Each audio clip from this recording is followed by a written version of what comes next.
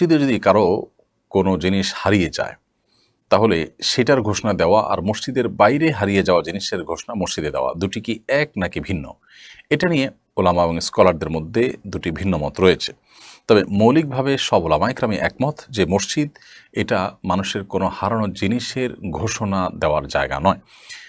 কারণ আবু দাউদ সহ বিভিন্ন হাদিসের কিতাবে পরিষ্কারভাবে বর্ণিত হয়েছে, নবী করিম সাল্লাল্লাহু আলাইহি ওয়াসাল্লাম বলেছেন, যদি কেউ মসজিদে তার হারানো কোনো জিনিসের ঘোষণা দেয়, কোথাও হারিয়েছে সেই জিনিসের ঘোষণা যদি মসজিদে দেয়, তাহলে সেক্ষেত্রে সেই ব্যক্তিকে যেন জবাবে বলা হয় লা রাদ্দাহাল্লাহু আলাইক, অর্থাৎ তোমার হারিয়ে যাওয়া জিনিসটা আল্লাহ তোমাকে ফিরিয়ে না দেখ।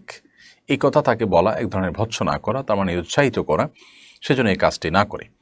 তো এই জন্য মসজিদের মধ্যে হারানো জিনিসের ঘোষণা দেওয়া না জায়েজ এবং নিষিদ্ধ, এ ব্যাপারে কোনো দ্বিমত কোনো আলেমের নেই।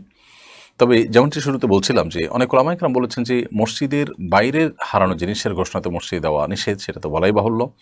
মসজিদের ভেতরে যদি কোনো জিনিস হারিয়ে যায় তাহলে মসজিদে থাকা উপস্থিত মুসল্লিদের কাছে ঘোষণা দেওয়াকে কোনো কোনো ওলামা ইকরাম জায়েজ বলেছেন, তবে অনেকে সেটিকেও নিষেধ বলেছেন।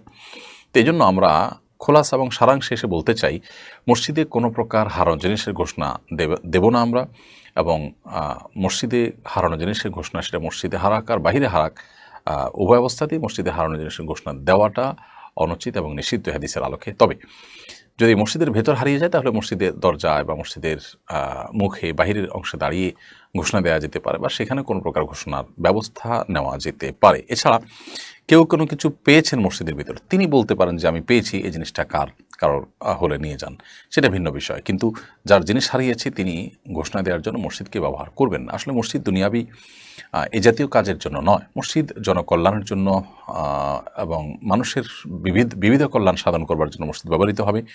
ব্যক্তি স্বার্থ বা ব্যক্তির প্রয়োজন পূরণের জন্য মসজিদ এটাকে ব্যবহার করা মসজিদের শান এর খেলাফ এবং পরিপন্থী।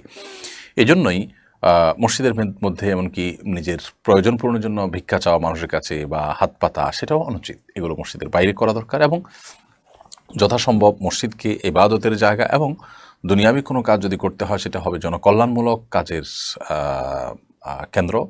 সেই হিসাবে সেটি হতে পারে যেমন সমাজের মানুষের কীভাবে কল্যাণ সাধন করা যেতে পারে সেই চিন্তা, সেই ভাবনা, সেই আলোচনা, এগুলো মসজিদে হতে পারে। অতএব মসজিদে হারানো জিনিসের ঘোষণা দেওয়া থেকে আমরা বিরত থাকব।